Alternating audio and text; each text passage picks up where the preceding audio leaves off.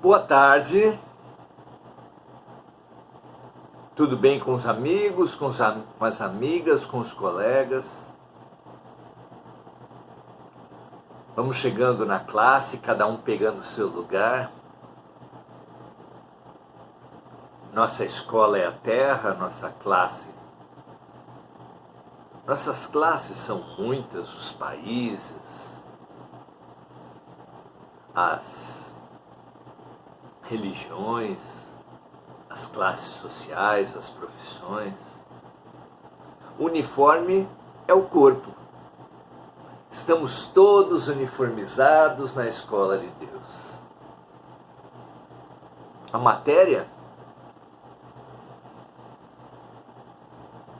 matéria principal que faz a gente passar ou não passar de ano é o amor. É a expansão do amor. Os exercícios são os mais variados. Há exercícios com plantas, com animais,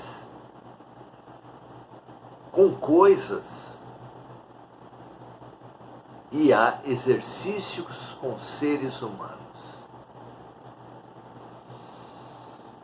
É tudo muito rico, é tudo muito precioso, é tudo muito importante. Nada há desprezível na escola de Deus.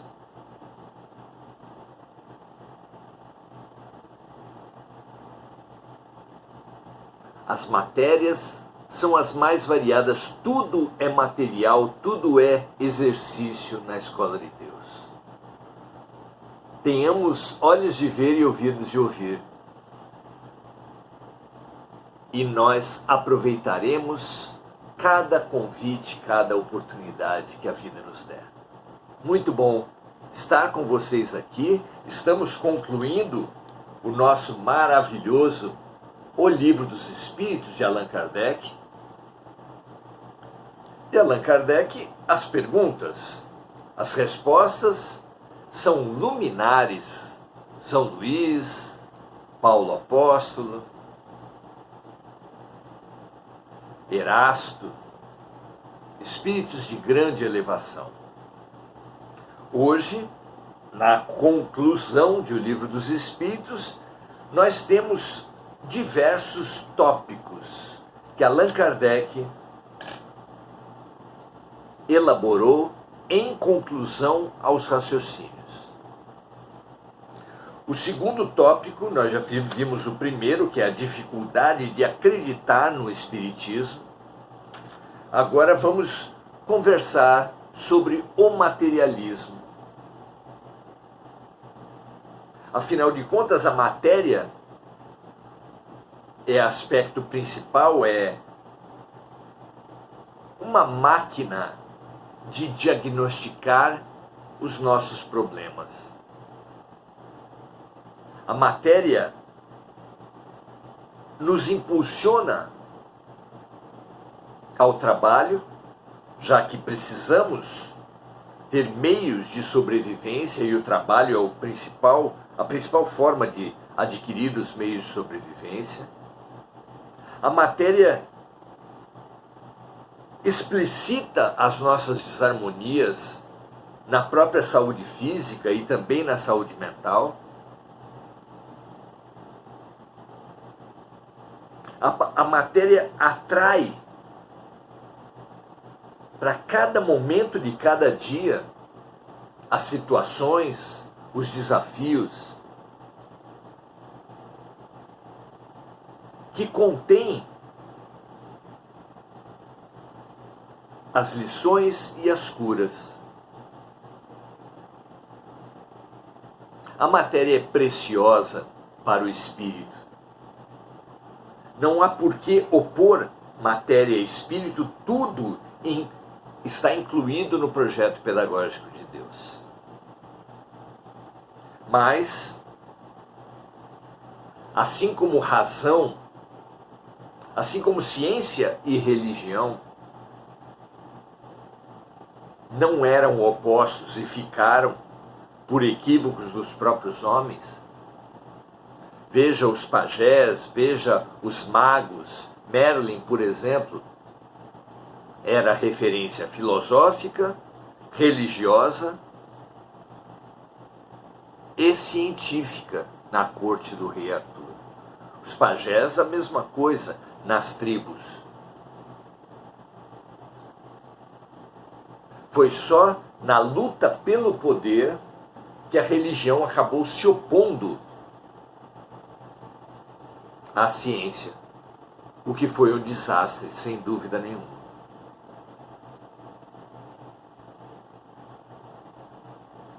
Mas tem uma música que Marina Lima canta que fala: para começar, quem vai juntar os tais caquinhos do velho mundo?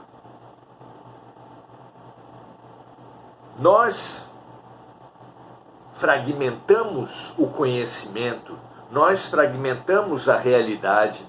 E quem vai colar agora? Não é tão difícil assim, porque a fragmentação está apenas nas nossas crenças.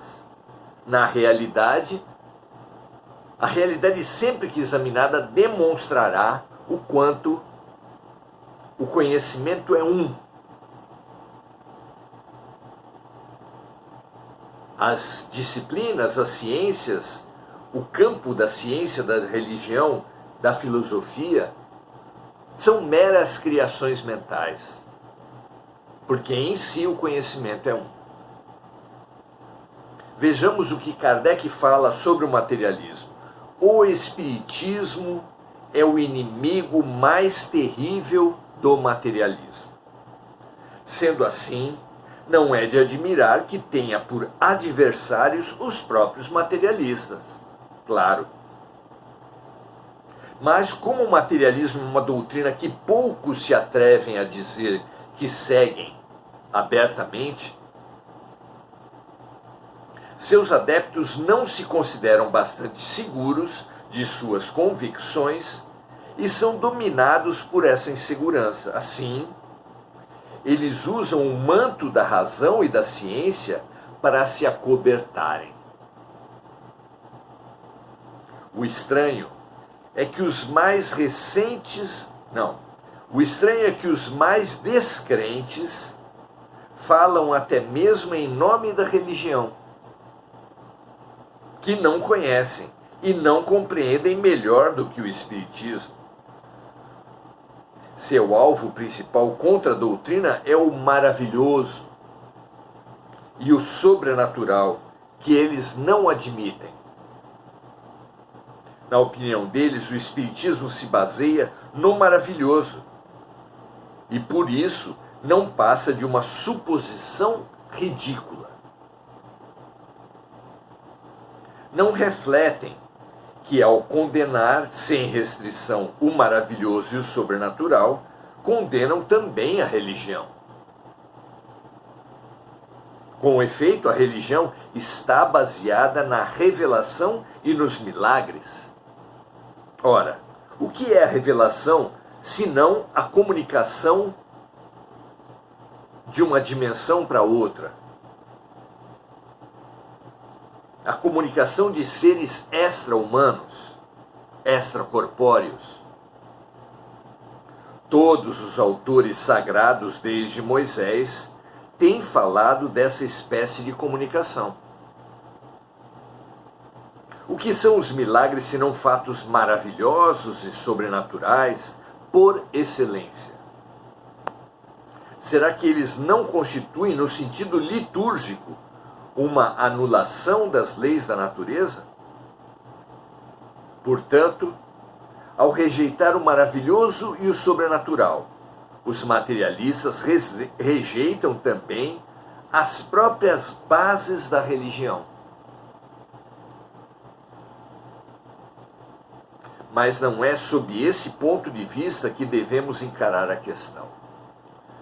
Não cabe ao Espiritismo examinar se existem ou não milagres, ou melhor, se em certos casos Deus acreditou por bem anular as leis eternas que regem o universo. Em relação aos milagres, o Espiritismo deixa que que cada um acredite no que quiser, ou seja, permite inteira liberdade de crença. A nova doutrina diz e prova que os fenômenos sobre os quais os milagres se apoiam só têm de sobrenatural a aparência. Esses fenômenos só não parecem naturais aos olhos de algumas pessoas, porque são fenômenos excepcionais e estão fora dos fatos conhecidos. Ora, não é difícil perceber o que a própria ciência tem feito com os fatos desconhecidos. Fatos desconhecidos que eram dados como milagre, como, por exemplo, os raios, as trovoadas, vêm sendo conhecidos, descortinados, desvendados pela ciência. Portanto, o que hoje é amplamente explicado antes já foi um milagre. E nos faz supor que o que hoje não é explicado, amanhã será um fato científico. Boa parte pela ciência do espírito, que mostra que as intuições, que os talentos sem explicação das crianças que mostram capacidades que raros adultos possuem,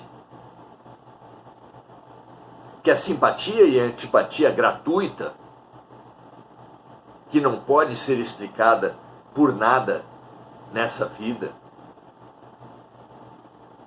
Há inúmeros fenômenos, a materialização, a psicografia, a inspiração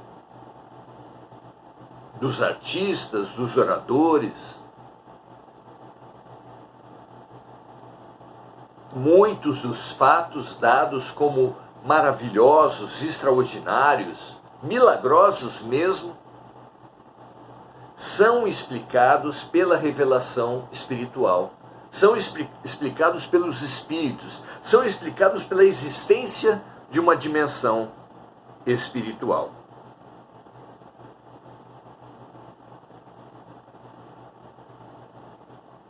Em relação aos milagres, o Espiritismo deixa que cada um acredite no que quiser, ou seja, permite inteira liberdade de crença. A nova doutrina diz e prova que os fenômenos sobre os quais os milagres se apoiam só têm de sobrenatural a aparência, como antes. As descargas elétricas, a eletricidade em si, a radioatividade, eram dados como milagres da natureza e nada tinham de milagrosos. Hoje estão plenamente explicados pela ciência. Também as manifestações espirituais já podem ser compreendidas racionalmente e no futuro breve serão admitidas, assimiladas e explicadas pela ciência convencional.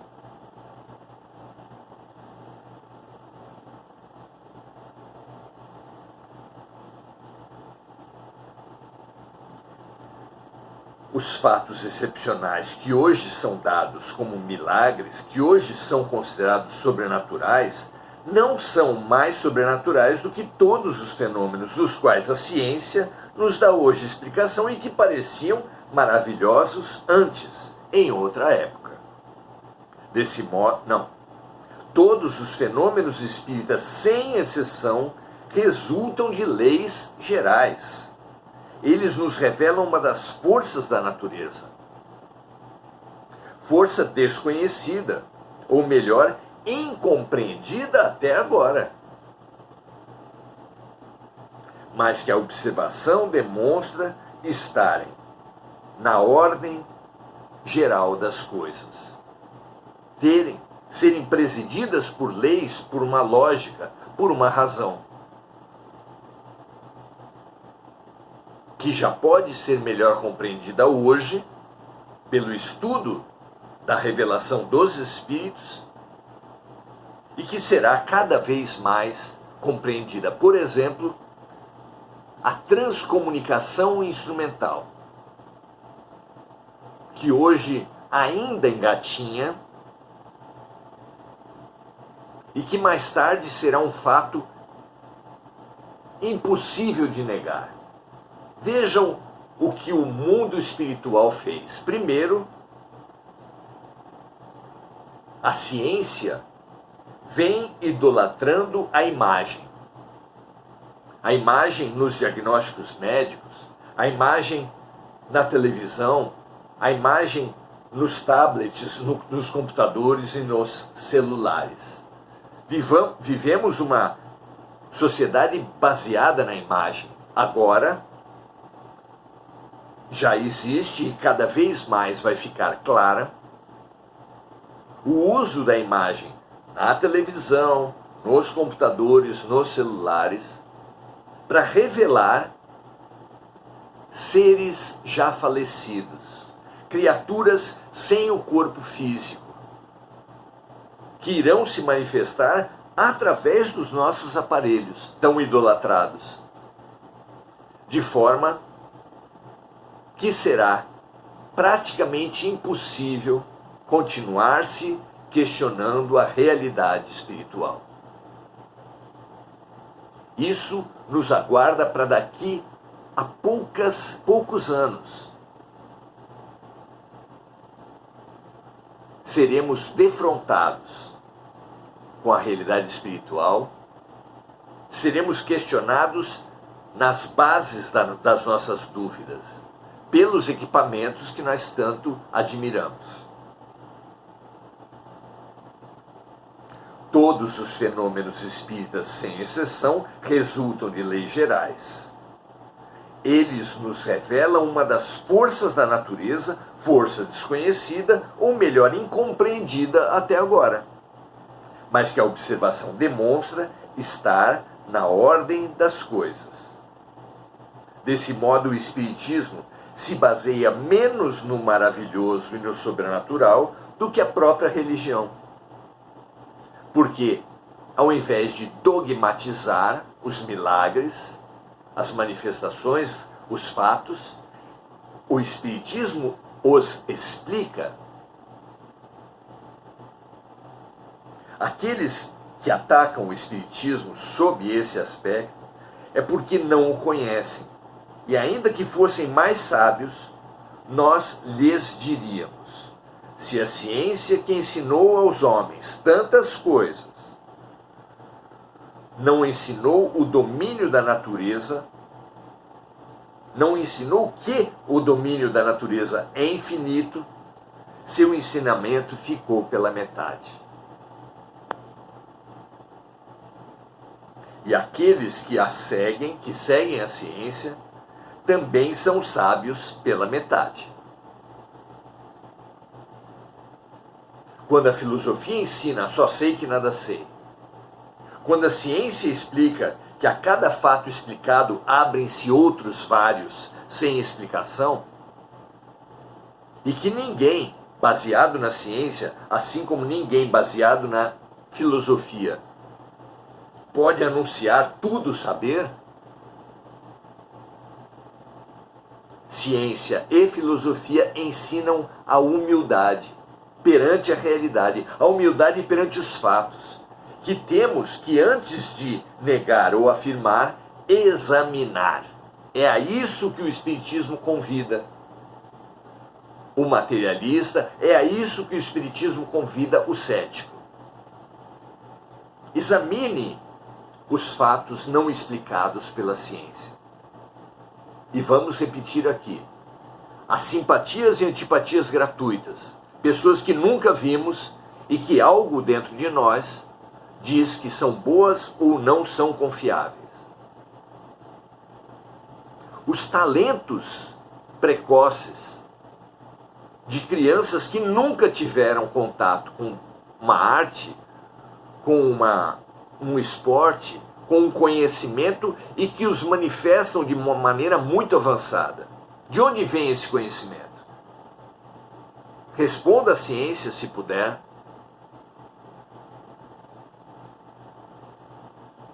O Espiritismo vem explicando.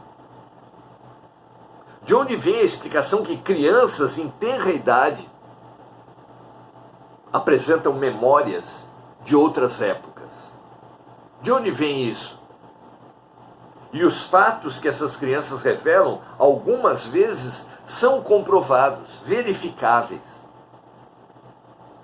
Falam sobre si mesmo as crianças que no ano tal, com o nome tal, morreram da causa tal. E qualquer um que for verificar, comprova tudo isso. Como Ian Stevenson, como no Brasil mesmo, essas investigações foram feitas. Ian Stevenson tem mais de 1000 casos. Hernani Guimarães Andrade, no Brasil, tem quase uma centena de casos. Tome conhecimento, investigue isso. Aprenda o raciocínio feito por César Lombroso, cientista amplamente reconhecido. William Crookes, prêmio Nobel, fez investigações sobre fatos mediúnicos, tirou conclusões. Conheça esses fatos antes de negar. E você verá cientistas de grande renome afirmando a realidade espiritual. Veja por você mesmo. Não seja fanático, não seja dogmático. O fanatismo e o dogmatismo não condizem com o pensamento científico, filosófico, não condizem com a razão. Investigue e você verá a realidade espiritual apontada por cientistas notáveis. Muito bom.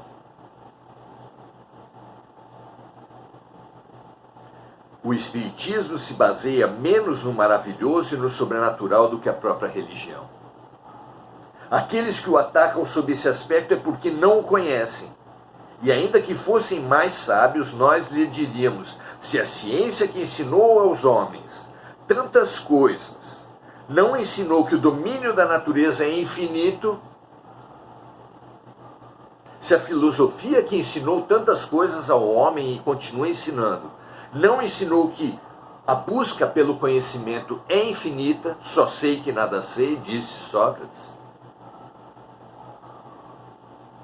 O ensinamento da ciência ficou pela metade, e aqueles que seguem a ciência e a filosofia são sábios pela metade. Aceite o desafio, sem dogmas, sem fanatismos, sem verdades pré-estabelecidas. E você expandirá o seu conhecimento, como fizeram grandes mentes de grandes cientistas, amplamente reconhecidos. Muito bom que esse desafio à mente e à razão seja lançado para todos os seres de toda a Terra. Marco Aurélio Trindade diz: e o livro nunca acaba para quem transcende no divino. Sem dúvida. Luiz Diniz, nosso grande amigo, boa noite. Mônica Silva, saudando amigos encarnados e desencarnados, pedindo por eles, pedindo assistência, compartilhando a luz aqui gerada, assim como compartilhando pelas vítimas das guerras e dos desastres climáticos em todo o mundo. Noêmia Félix, também lembrando de amigos desencarnados. Rosângela Hauptmann. Noêmia lembrando também de amigos encarnados. estimulamos que todos façam isso, compartilhar, espelhar a luz aqui gerada para todas as escuridões de todas as dimensões. E a saudação também de Enir Cajazeira. Muito feliz pela presença de cada um. Hoje examinamos o materialismo.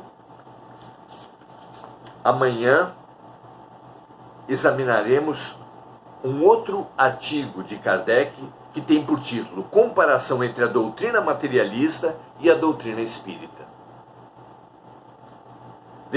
Vejam a riqueza do raciocínio de Allan Kardec, que aliás é discípulo de um grande pensador, de um grande pedagogo, Pestalozzi, e tem a matriz da sua atitude perante a realidade ditada pela razão. É muito bom aprender pela lógica, pela razão, sem dogmas, sem fanatismos, sem radicalismos. Um grande abraço a todos, paz e bem para todos, luz para todas as mentes de boa vontade. Graças a Deus.